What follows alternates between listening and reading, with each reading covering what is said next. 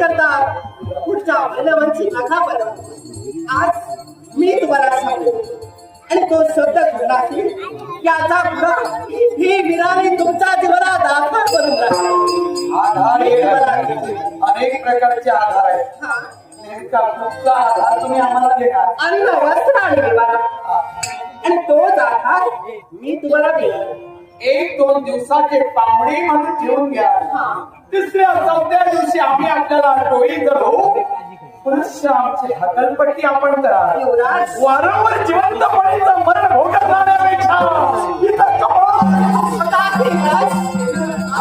असा विचार सुद्धा मला राहू नका. मी तुमची हकलपट्टी का करते? मी तुम्हाला